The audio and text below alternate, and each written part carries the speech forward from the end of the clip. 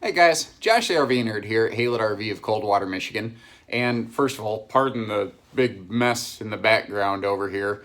I wear a lot of different hats around this place beyond just the one that's on my head right now, and today it's just all adding up. But if you can overlook the mess behind me, I think we're going to accomplish something fun here today. I recently had a chance to I wasn't specifically doing a factory tour at Winnebago's current production facilities. I just had a chance to kind of kick in the door and walk through the production line, and I snagged a couple pictures that I think really help illustrate the small differences that go into Winnebago's RVs and why they've had the most supreme of service records of any brand that we carry here at Haylett. Now, there's some other things that perform very well, but statistically, per sale, Winnebago's come back with fewest hiccups or glitches, effectively. So, first thing that I really noticed is we talk a lot about sidewall lamination, floor construction in products, but you rarely get to see what's under the skin of the nose. And I had a good chance to do that. If you take a look, you can see how like every 12 inches on center, there's an aluminum cross member up there. It is a true full aluminum cage product. A lot of brands that have laminated construction may still have a stick-built front, rear, wall, roof, you don't know, or even floor. But people focus a lot on what is the skin and what is the construction of the sidewalls.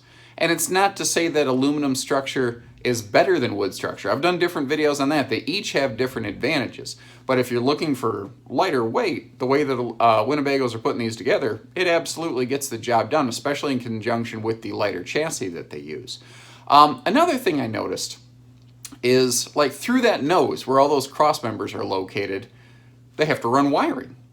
Well, you have to run wiring kind of through those aluminum beams. They have to drill little access panels through.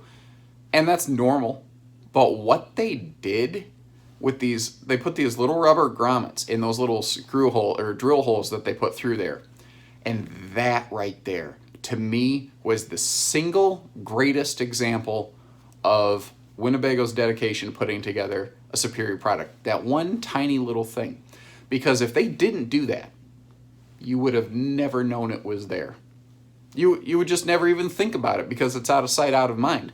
And frankly, for the average owner, if it wasn't there, you'd have never known a difference. But in theory, as that wire is wiggling, jiggling down the road in this rolling earthquake that you're towing behind you, it could rub against that sharp edge where the guy drilled the hole through that aluminum beam. And it could cause a potential short. Have you ever seen a trailer where someone has to kind of like, or you like bang on the wall, or you kind of flick the light fixture a few times to get a light to work? That's because it's kind of shorted out and you're actually jiggling a wire somewhere. There's no chance that's going to happen here. It was so forethought and premeditated. And it's the little plastic thing, it costs pennies, literal pennies, I'm sure, with the volume buying power that these big brands have. But it's not how much it costs, it's how much it was worth. But those are the little things that manufacturers say, sometimes I wonder if we could not do that and get away with it. Sometimes they do, sometimes they don't. I thought it was cool that Winnebago didn't. Now, I've talked a lot, too, about the skin on Winnebagos. They have a best-in-class T60 gel coat fiberglass, but the thing is, it is an exceptionally thick, it's like 4 times thicker than conventional fiberglass. It is so thick, so strong, and so rugged, it cannot come in a giant roll. Most manufacturers in their production facilities, they have a roll of fiberglass skin, just like you have a roll of paper towels, basically. And you will roll that skin out onto the wall, chop off the part you don't need, then later they go around with a router and trim it out around the framework. You can't do that on Winnebago's walls. The skin is so thick, it has to be, that piece has to be bonded to the wall right there. There's, no bend or wiggle to it. That means a stronger total sidewall, stronger integrity. The one offset to it, well, 2 offsets, it is more expensive. Their skin is very expensive and it is heavy. If you notice, it's literally, their skin is as thick as a sheet of Luan. That's just not normal in this business. Basically, it means that wall has like twice the skin strength. That's why it is far more impact resistant. It's being much, much thicker. Let's say you're at a campground and like a low-hanging tree branch rakes the side of your trailer. You could go to any sort of body shop and or get some like Meguiar's or something. You could buff that stuff out. You could overcome that. whereas a common Phylon fiberglass skin, you could buff the streaks out or the scratches out, but you're always going to see a spot that there was something done there. But these Winnebagos are basically, you could get them back to factory condition because of it. One more thing I thought was neat, and then I'll let you go, was I actually got to see they call it the extreme weather package, but brands like Freedom Express might call it their radiant barrier package going in place on one. And a lot of people, what is that? What is that from Winnebago? And it's very simple. It's a single layer of a radiant barrier, which is a fancy way of saying like a woven aluminum foil looking blanket, effectively. And they have a layer of that up the rear wall, over the roof, down the nose. Then they put a double layer bubble foil in the basement. Something I've done a poor job of in years past, and something I'm really committed to doing better this year. And I'm really taking inspiration from brands like Coach from Freedom Express on this, is that stuff is not insulation. Insulation means a different thing. I'll clarify in a second. This is a radiant barrier. So what is the difference? Well, insulation is something designed to withstand temperature variances. It's designed to slow the rate of heat loss or heat gain.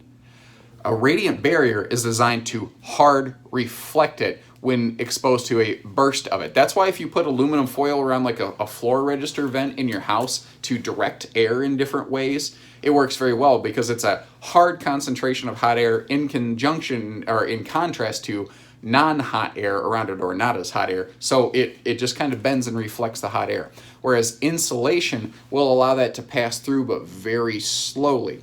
Now, if you are exposed to a really hard temperature for a very long period of time, that barrier begins to effectively not do its job anymore. That's the difference between a radiant package and insulation. That's why these R40 roofs, it's nonsense. So take that silver blanket that some brands call an R38, bend it in half. Do you think that's honestly an R76?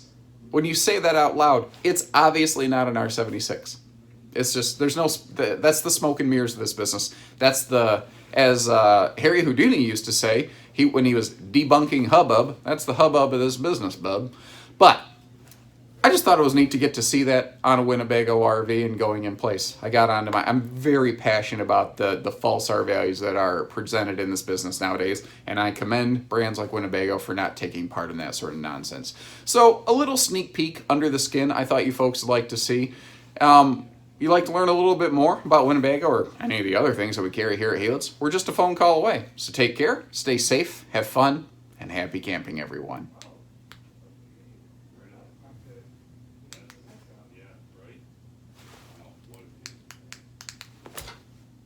If you can't get useful things from China for $8 anymore, I just don't know where you're supposed to get them. We'll do this manual.